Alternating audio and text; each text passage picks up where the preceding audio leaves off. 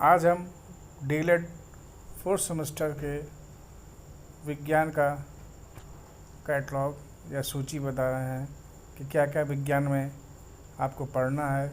पहला लेसन है जैव विकास और दूसरा है आपका खनिज तथा अयस्क, तीसरा आपका है आवर्त सारणी, चौथा है ये स्थिर विद्युत आवेश, पांचवा है रक्त की संरचना, छठवां है आपका रक्त से संबंधित रोग और आठवां लास्ट है एड्स या HIV। उत्परिवर्तन के साथ अवतरण, ये हमारा जैव विकास का मौलिक परिकल्पना है। सजीवों के समिष्ट अथवा उनके समूह के गुणों में होने वाले क्रमिक परिवर्तन को हम जैव विकास कहते हैं। अथवा जैव विकास से संबंधित विभिन्न सिद्धांतों का प्रतिपादन किया गया, जिसमें पहला है आपका इसमें लैमार्कवाद। इसमें वैज्ञानिक जीन बैप्टिस्ट लैमार्क ने सर्वप्रथम विकास का सिद्धांत प्रस्तुत किया। उन्होंने वनस्पति शास्त्र के प्रोफेसर के पदों पर कार्य किया। लैमार्क ने जीवों के विकास क्रम का प्रारूप भी प्रस्तुत किया। लैमार्क ने विकास संबंधी सिद्धांत सन 1809 में फिलॉसफी नामक पुस्तक में प्रकाशित किया। उनके विकास के सिद्धांत को उपार्जित लक्षणों की वंशागत के नाम से जाना जाता है। लैमार्क के इस सिद्धांत को हम लैमार्कवाद के नाम से जाना जाता है। लैमार्क के उपसर्जित लक्षणों को वंशागत का सिद्धांत की कुछ परिकल्पना है, जिसमें पहला आपका आता है आंतरिक प्रबल इच्छाओं के कारण प्रत्येक जीव और उसके अंग वृद्धि करते रहने की जो प्रवृत्ति रखते हैं। दूसरा है कि इन आंतरिक इच्छाओं और आवश्यकताओं के कारण जीवों में नवीन अंगों की उत्पत्ति होती है, जिन्हें हम उपार्जित अंग कहते हैं। और तीसरा इसका है शरीर के जिन अंगों का निरंतर उपयोग होता रहता है वे अत्यधिक विकसित हो जाते हैं, और जिन अंगों का बहुत कम या बिल्कुल उपयोग नहीं होता है वो धीरे धीरे विलुप्त हो जाता है। और इन्होंने चौथा जो परिकल्पना की थी कि किसी भी जीव के जीवन काल में विकसित हुए उपार्जित लक्षण उसकी संतानों में वंशागत हो जाते हैं। इनके आधार पर हम 3 नियम बनाए थे: वातावरण का प्रभाव, अंगों का उपयोग एवं अनुपयोग, उपार्जित लक्षणों की वंशागति। लेकिन इसके पश्चात ये इनका सिद्धांत फ्लॉप हो गया। इसके बाद अब आते हैं लैमार्कवाद के कुछ सिद्धांत या उसका उदाहरण। उन्होंने बताया कि जिराफ जो है कि गर्दन या अगले टांगों की अधिक उपयोग से इनकी लंबाई पीढ़ी दर पीढ़ी धीरे धीरे बढ़ती गई। आजकल जो ये जिराफ की लंबी गर्दन और लंबी टांग वाला जिराफ इसी परिवर्तन का एक जो है उदाहरण है। अब आते हैं कि लैमार्क के सिद्धांत के कुछ अलग उदाहरण हैं, जैसे सर्फ।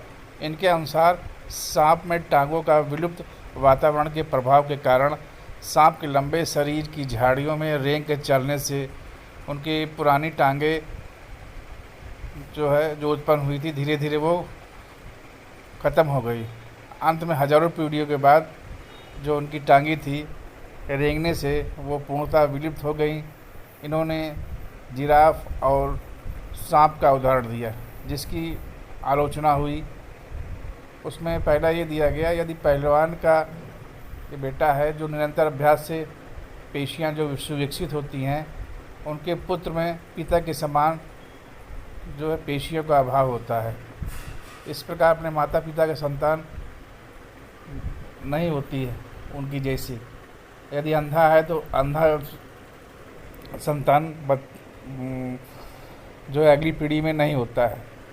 और तीसरा आलोचना थी, यदि हम किसी सैनिक का कोई अंग काट दे तो वह अगले पीढ़ी में उस अंग आ जाता है। नव लैमार्कवाद अपना मत इन्होंने जो रखा कि लैमार्कवाद की आलोचना के प्रत्युत्तर में कुछ आधुनिक वैज्ञानिक ने मूल लैमार्कवाद से कुछ परिवर्तन जो है कर लैमार्कवाद के पक्ष में अपने विचार दिए।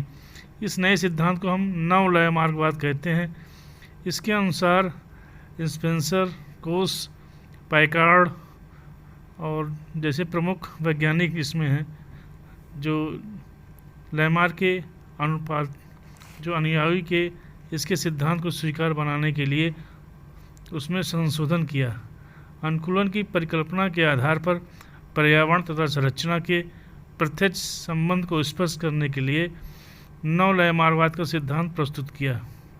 इसके अनुसार इसमें पहला है कि F.B. शमन नामक वैज्ञानिक ने सफ़ेद चूहों को 20 से 30 डिग्री सेल्सियस तापक्रम पर भ्रूणी परिवर्तन किया, जिससे संतान चूहे का शरीर, पूंछ, छिपकली, पिछली टांगें लंबी हो गई। यह वंशागत अगली पीढ़ियों में हस्तांतरित हुआ।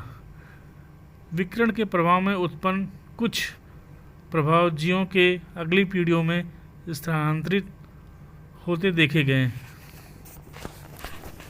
अब दूसरा आता है डार्विन का सिद्धांत। डार्विन के सिद्धांत को हम प्राकृतिक वर्णवाद के नाम से जाना जाता है। डार्विन ने अपने सिद्धांत के अनुकूल वंशागत हो सकने वाले विविधताओं का अस्तित्व एवं प्रकृति द्वारा कुछ ऐसे विविधताएं का चयन प्रमुख रूपता जो है दी है। डार्विन और वायलेंस ने सन 1898 ईस्वी में जैव विकास के प्राकृतिक वर्णवाद का सिद्धांत प्रस्तुत किया, जिसमें कुछ तथ्य और परिणाम है। पहला है सभी जीवों में प्रचुर जनन दर, जिसे बोलते हैं जीवन संघर्ष। जीवों के संरक्षण में स्थिरता, जीवन संघर्ष, विभिन्नताएं, योगतम की उत्तरजीविता, वातावरण में परिवर्तन, ये सब प्रस्तुत किया। जिसमें पहला आता है कि प्रचुर जनन दर। डार्विन ने बताया कि सभी जीवों में जनन करने की उच्च क्षमता होती है, कि उन सभी जीवित रहने के लिए सफल नहीं हो पाते। जैसे धीमी जनन दर वाले जीव के एक जोड़े से 1000 वर्षों में कई जीवों का जन्म हो सकता है, किंतु प्रकृति में ऐसा नहीं होता। सभी जीव जंतु की संख्या निश्चित मात्रा में सीमित रहती है। जैसे एक पेड़ द्वारा बनी सभी बीज उगने और वृक्ष बनने में सफल नहीं हो पाते, मछली के सभी अंडे में बच्चे पैदा होकर वैक्स नहीं हो पाते। दूसरा उन्होंने जीवन संघर्ष को बताया, जिसमें जनन दर की प्रचुर शक्ति के बाद जीवों को लगभग स्थिर संख्या रहने के लिए जीवन संघर्ष करना पड़ता है। प्रत्येक जीव अपने अस्तित्व को बनाए रखने के लिए पैदा होने के बाद कई प्रकार के संघर्ष से गुजरना होता है, जैसे वातावरण के प्रभाव से बचना और कड़े जीव जंतु से अपनी रक्षा करना आदि से संघर्ष करने के बाद वह जीवित रह पाते हैं। इसमें तीसरा है विभिन्नताएं। जीवित रहने के लिए जीवन संघर्ष में सभी जीवों को एक ऐसा संघर्ष नहीं करना पड़ता, क्योंकि प्रत्येक जीव एक दूसरे से भिन्न होते हैं। यहाँ तक कि एक ही माता पिता की संतान भी एक समान नहीं होती। इनमें से कुछ जीव वातावरण के लिए दूसरों की अपेक्षा अधिक अनुकूलित हो सकते हैं। वे गुण या विभिन्नताएं जिनके कारण कोई जीव एक ही वातावरण के लिए अपेक्षाकृत अधिक अनुकूल होता है, आनुवांशिकता के कारण संतान में भी पहुंच जाती है। और अगला है प्राकृतिक चरण। डार्विन ने बताया कि जीवन संघर्ष में वे ही जीव अस्तित्व में रहते हैं जिनकी विभिन्नताएं उनके लिए लाभदायक सिद्ध होती हैं। इसके विपरीत वो जीव जिनकी विभिन्नताएं उनके लिए हानिकारक होती हैं कुछ समय बाद नष्ट हो जाते हैं। अर्थात जो प्रकृति परिस्थितियों में अनुकूल होता है उसी का अस्तित्व रह पाता है। इसी से योगतम जो है उत्तरजीविता कहा जाता है, क्योंकि यह प्रक्रिया प्रकृति में सतत चलती रहती है। इसके प्रकृति सतत या प्राकृतिक वर्ण भी कहा जाता है। अब अगला आता है वातावरण में परिवर्तन के साथ जीव में विभिन्नताओं को उत्पन्न करने की जो क्षमता। इसमें इन्होंने कहा कि किसी भी स्थान का वातावरण सदैव एक समान नहीं रहता, अतः वातावरण में परिवर्तन के साथ साथ जीवों की जीवित रहने के लिए अपने में अनुकूलन परिवर्तन की क्षमता होनी चाहिए। जिन जीवों में अनुकूलन की क्षमता नहीं होती उन्हें संपूर्ण जाति नष्ट हो जाती है। विशालकाय डायनासोर पृथ्वी के सर्वाधिक विकसित जंतुओं थे, परंतु परिवर्तन के कारण पृथ्वी का वातावरण इतना बदला कि धीरे धीरे वे विलुप्त हो गए। अब अगला आता है नई जाति की उत्पत्ति। किसी जीव की एक ही जात में पीढ़ियों तक निरंतर जीवन संघर्ष या परिवर्तन होने से वह जीव अपने पूर्वजों से कुछ न कुछ भिन्न होता है। इस कारण से वह जीव अपने पूर्वजों से इतना भिन्न होता है कि उसमें नई जातियों की उत्पत्ति होती है। जैसे शेर, चीता, बिल्ली, तेंदुआ एक दूसरे से रचना में बहुत मिलते हैं। उनकी समानता के कारण उनका एक ही प्रकार के वातावरण से विकास होना है। परिवर्तन के साथ ही जीवन संघर्ष शुरू होता है। वातावरण में जो परिवर्तन के साथ साथ इसमें परिवर्तन भी हुए। धीरे धीरे वे परिवर्तन इतने अधिक हुए कि शेर, चीता, तेंदुआ, बिल्ली अलग अलग जात के रूप में विकसित हुए। अब आता है नव डार्विनवाद। नव डार्विनवाद का डार्विनवाद का एक संशोधित रूप है जो वीज़मैन एवं उनके साथियों ने प्रकृति वर्ण के सिद्धांत को छोड़कर अन्य की आलोचना की। नव डार्विनवाद में जर्मप्लाज्म और सोमेटोप्लाज्म के बीच विभेद किया। डार्विन के अनुसार अनुकूलन मुख्य रूप से प्राकृतिक चयन के कारण होता है, किंतु नव डार्विनवाद ने प्राकृतिक चयन के परिणाम के रूप में व्यक्त किया।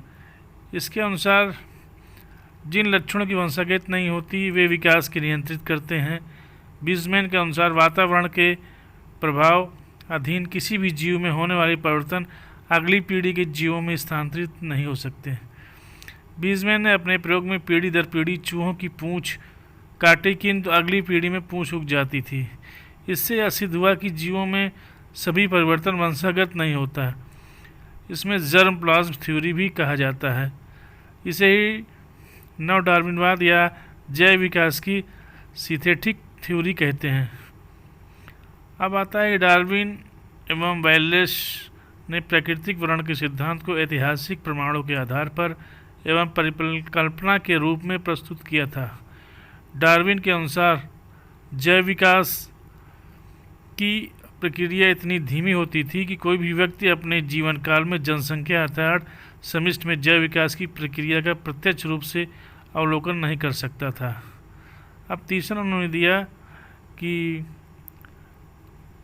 डी वेरीज का उत्परिवर्तनवाद। डच वनस्पति विज्ञान शास्त्री डी वीज ने 1848 से लेकर 1935 ने एक बार अचानक ही देखा गया कि एक ही जाति के पौधे इवनिंग प्राइमेसेस में कुछ भिन्न भिन्न लक्षणों वाले भी पौधे थे। डी ब्रिज के सिद्धांत के अनुसार नई स्पीशीज का उद्भव सूक्ष्म परिवर्तन के संचय एवं उनकी प्राकृतिक वर्ण द्वारा नहीं होता, वरन एक वंश में पूर्ण रूप से निर्मित नए प्रारंभिक लक्षणों के आकस्मिक प्रकट होने से होता है। उन्होंने बताया कि उत्परिवर्तन ही प्राकृतिक वर्ण का आधार है तथा इसके परिणामस्वरूप ही अनुकूलन का विकास होता है। ये परिवर्तन जब किसी एक बार किसी जीन के क्रम में प्रकट होते हैं तब ये स्थायी रूप से स्थापित हो जाते हैं। इसके पश्चात इनमें डार्विन का प्राकृतिक वर्ण का कार्य प्रारंभ होता है। इवनिंग प्राइमर्स के पौधे का विभिन्नता का आधार भी उन्होंने उत्परिवर्तन माना। उनके अनुसार 14 गुणसूत्र वाले पौधे में उत्परिवर्तन के फलस्वरूप परिवर्तन आते गए एवं भिन्न संख्याओं को गुणसूत्रों वाली जातियां विकसित हो गईं। संक्षेप में डार्विन के अनुसार नई जाति बनने में लंबी अवधि लगती है, जबकि वीज के अनुसार बहुत कम अवधि में नई जातियों की उत्पत्ति हो जाती है। डार्विन के योगतम की उत्पत्ति की व्याख्या नहीं कर पाए, वहीं डी व्रीज का उत्परिवर्तन स्पष्ट करता है। यदि मेरा चैनल पसंद आया हो तो लाइक सब्सक्राइब करिए और अन्य ग्रुप पे शेयर करिए।